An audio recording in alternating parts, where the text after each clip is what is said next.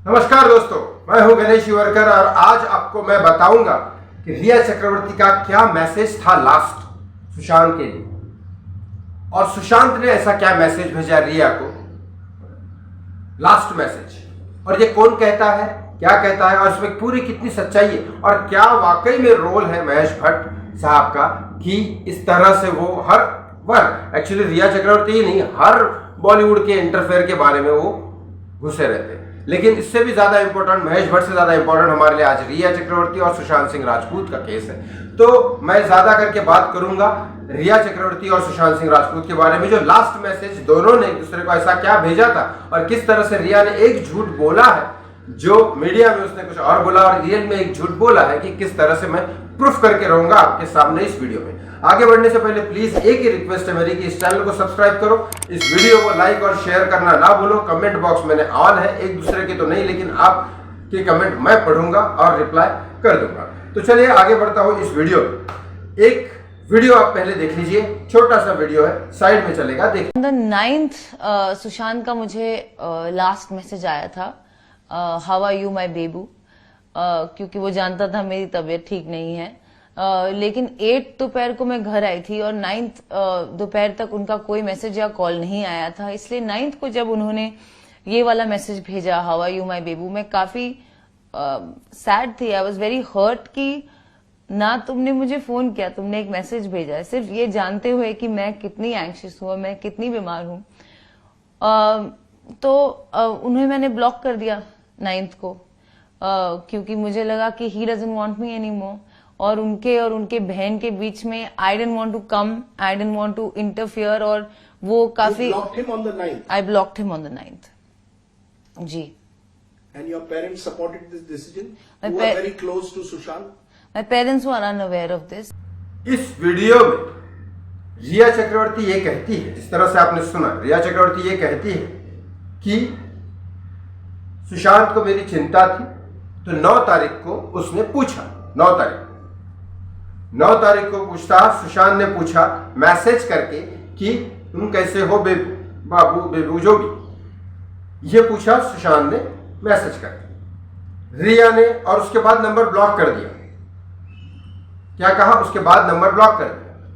पहले इंटरव्यू में, उसी इंटरव्यू में पहले बोलती थी कि 8 तारीख को वो छोड़ के गई, वो छोड़ के नहीं गई, 8 तारीख को सुशांत ने मना कर दिया कि तुम जाओ अब मेरी जिंदगी से। वो ये बोलती है कि नहीं, मेरी थेरेपी होने दो, लेकिन नहीं, तुम यहां जाओ और तुम अपनी थेरेपी करो, तुम ठीक हो जाओ और फिर मुझे ठीक करो। इस तरह से उसने बताया कि रिश्ता सुशांत ने खत्म किया मेरा, तो सुशांत गलत था, लेकिन सुशांत चाहता था कि वापस से तुम आके मेरी केयर करो, ताकि मैं दुनिया को यह बता सकूं कि वो उसकी केयर करती थी, उसके परिवार से भी ज्यादा। उसके बाद सच्चाई क्या है वो आप जिस तरह से बताऊंगा, मैं डायरेक्ट इस वीडियो में नहीं बोल पाऊंगा, लेकिन आप बहुत समझदार, आप लोग समझ जाओगे। इसके बाद ये होता है कि 8 तारीख को ब्लॉक कर दिया। अच्छा, उसके बाद एक बार किसी को ब्लॉक कर देते हैं ना आप लोग, क्योंकि ऑफ कोर्स सुशांत के पास छोटा मोटा मोबाइल तो होगा नहीं, अच्छा मोबाइल होगा। अच्छे मोबाइल में आप जब ब्लॉक कर देते हो तो आप मैसेज भी जब भेजते हो तो अनब्लॉक करना पड़ता है या कुछ ऐसा करना पड़ता है, वो सेटिंग। अब उसके बाद भी अगर उसने मैसेज भेजा means he cares for you man, he cares for you, तभी तो मैसेज भेजा। वरना एक बार ब्लॉक करने के बाद अगर मैंने खुद मेरी गर्लफ्रेंड को निकाला होगा, जान दे, अगर वो बेपरवाह है तो फिर जाने दे, फिर ब्लॉक ही कर दिया, बात खत्म। एक टेंडेंसी बता रहा हूँ, ह्यूमन टेंडेंसी, अगर छोड़ ही दिया तो, लेकिन फिर भी केयर कर रहा था। इसका मतलब ये प्रूफ होता है कि सुशांत ने नहीं छोड़ा, सुशांत ने नहीं बोला तुम घर से चली जाओ। ये मैडम गई होगी घर छोड़ के, इसको इस हालत में छोड़ के, और उसके बाद मुझे नहीं पता इस बारे में सच, लेकिन एक आपको क्लियर कट जो पूरा मेरे पास है उस हिसाब से मैं बता रहा हूँ, क्योंकि मैं रिया चक्रवर्ती को नहीं जानता हूँ और ना ही मैं कभी मिला हूँ, मैं सिर्फ फैक्ट्स के ऊपर आपसे बात करता हूँ। तो अगर कोई इंसान छोड़ के जाता है तो अगर वो खुद अगर गई होगी तो ब्लॉक कैसे करेगी? अगर इसने खुद बोला है कि तुम चले जाओ, तो उसके बाद मैसेज भी भेजता है वो कि भाई तुम कैसी हो, पर इसका मतलब ये कि ब्लॉक इसने नहीं किया होगा, ये खुद गई होगी छोड़ के। अगर मैं खुद छोड़ता हूं किसी को तो मैं ब्लॉक करता हूं, वो नहीं, समझे? और वो छोड़ता है तो वो ब्लॉक करता है, मैं नहीं। अगर सुशांत ने उसको बोला कि तुम चली जाओ, और ये भट्ट साहब से बात करती है महेश भट्ट से कि भाई तुम अभी इसको छोड़ दो, ये करो वो करो, तो वो ब्लॉक करनी चाहिए, ये नहीं। फिर भी उसके बाद सुशांत बोलता है कि सुशांत ने ब्लॉक किया। अब सुशांत ने ब्लॉक किया, चलो मान भी लिया तुम्हारी बात, ये थोड़ी देर के लिए मान लिया तुम्हारा जो भी है कि भाई सुशांत ने तुमको बोला घर से जाने के लिए, लेकिन चलो उसने भी ब्लॉक कर दिया, मान लिया। लेकिन फिर वो मैसेज क्यों भेजेगा? लेकिन उसने मैसेज भेजा, उसका कोई प्रूफ नहीं है। फिर रिया चक्रवर्ती का लास्ट मैसेज तो यही है, इंटरव्यू में बोल दिया, क्योंकि वहां से जाते टाइम दो कमरे के अंदर दोनों की क्या बात हुई इसका तो कोई एविडेंस है नहीं, बल्कि सारे की सारे रिकॉर्डिंग जो थी। अब कोई अगर मैं पिछले दिनों में मैं जो परेशान था और मैं पावना पहुंच गया था जंगल में, आपको एक बात बता देता हूँ, जब मैं पावना जा रहा था तो तब मुझे कई बार ऐसा फील हुआ कि सुशांत इसी दौर से गुजर रहा था। और उसी टाइम पे मैंने एक वीडियो ऑडियो क्लिप भी सुनी, जो पहले मैंने मीडिया में भी सुनी थी, लेकिन उस टाइम मैंने बहुत सुनी कि ये ऑडियो क्लिप रिया चक्रवर्ती और सुशांत के है और बाकी भी लोग हैं उसमें। और सुशांत इसमें ये बोल रहा है कि अब मैं रिटायर होना चाहता हूँ, पावना सिटी जाना चाहता हूँ, और रिया चक्रवर्ती ने बोला गोवा या पावना तुमको मैं सेटल कर देंगे हम लोग, क्योंकि अब ये शायद उसमें ऐसा ही दिख रहा था कि वो डिप्रेस है इस तरह से। लेकिन इस तरह की रिकॉर्डिंग रिया क्यों करेगी? ये तो पर्सनल वायरल है, पर्सनल बातें हैं, इस टाइप की रिकॉर्डिंग क्यों करेगा कोई इंसान? आप सारी बातें समझा करो कि व्हाट्सएप चैट में, सुशांत के किसी भी चैट में कोई ड्रग्स का जिक्र बिल्कुल भी नहीं है। यहां मैं खड़ा हूं पूरा का पूरा आपके सामने जिंदा इंसान, वो बोल रहा है कि सुशांत कभी ड्रग्स लेता नहीं था। अब उसके बाद और कोई सबूत नहीं होता है, वीडियोस बहुत सारे पड़े हुए हैं, वो कितना हेल्दी कॉन्शियस था और क्या था, सारी चीजें आपके सामने हैं। एक भी बार किसी भी बॉलीवुड पार्टी में आपको दिखाई दिया क्या वो इंसान रात को लेट नाइट, जो करण जौहर की पार्टी हुई थी जिसमें बहुत सारे लोग नाक वाक पोंछ रहे थे, ऐसे किसी भी पार्टी में दिखा हो?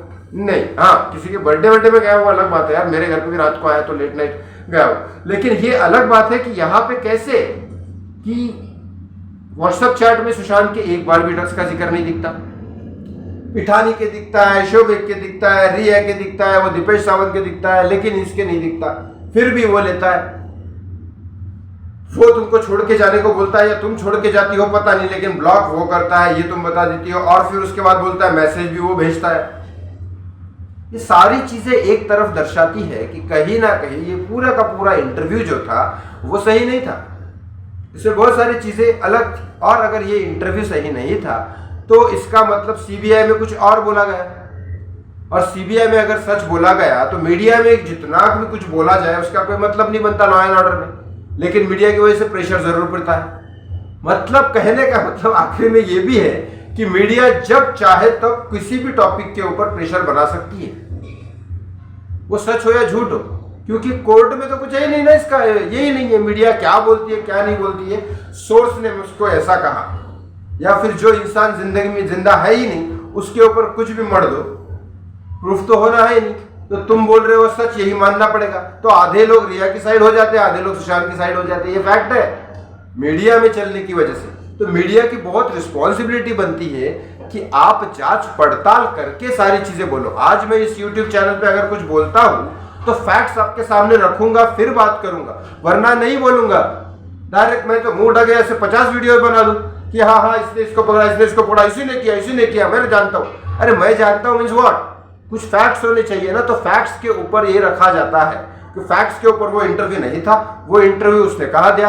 अब वो उसको, अब मैं खंडन इसीलिए नहीं कर सकता क्योंकि मैं रिया को नहीं जानता, लेकिन जो फैक्ट्स है उसके ऊपर मैंने आज ये वीडियो बना के आपको बताया कि किस तरह से क्या सच है क्या झूठ है, ये लोगों के पास पहुंचाओ। क्योंकि मैं चाहता हूं कि बहुत सारे लोग मुझे भी बोलते हैं कि यार रिया तो मुझे इनोसेंट लगती है, रिया इस तरह से मुझे नहीं लगती है, बुरी है, उसने ही शायद अच्छा ही किया होगा सुशांत का, जो बोलते हैं ना उन लोगों तक ये पहुंचना चाहिए। इसीलिए इस वीडियो को वायरल करो, ताकि मैं चाहता हूं कि बहुत सारे लोग, मैं रिया के बारे में नहीं बोल रहा हूँ, रिया के पास ये वीडियो पहुंचे ना पहुंचे, मैं बात चाह रहा हूँ कि जो रिया के सपोर्टर है उनके पास जरूर पहुंचे, जो नॉर्मल मैन है उनके पास जरूर पहुंचे, ताकि वो लोगों की एक क्लियर ये हो जाए और हमारे इस कैंपेन में बहुत सारे और लोग जुड़ जाए। मैं आज भी यही कहता हूं आप सब लोगों से, किसी को भी गालियां देके, किसी को भी बारे में बुरा बोल के कुछ नहीं होने वाला।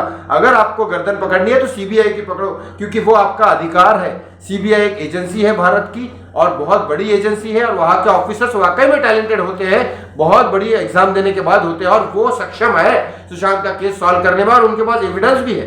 तो मैं कहता हूं कि आप अगर इनकम टैक्स पे करते हो, सब कुछ करते हो, अरे आप जो इनकम टैक्स नहीं पे करते होंगे ना उनको भी पे करना पड़ता है। आप कोई भी चीज खरीदते हो उसके ऊपर टैक्स लगता है, आपको पे करना होता है। तो आपका अधिकार बनता है कि सुशांत के साथ एक पब्लिक फिगर था, उसके साथ कुछ हुआ है, वो जानना कि आपका पूरा अधिकार है। इसीलिए सीबीआई को क्वेश्चन करो, किसी और को गाली देने से बेटर है कि सीबीआई को क्वेश्चन करो। और मैं चाहता हूं कि सीबीआई को क्वेश्चन करने के लिए ज्यादा से ज्यादा लोग इस कैंपेन में जुड़े। तो रिया के फेवर में जितने भी लोग हैं उस फेवर में आने के लिए मैं ये चाहता हूं कि इस वीडियो को शेयर करो प्लीज, यही मेरी रिक्वेस्ट है। Thank you.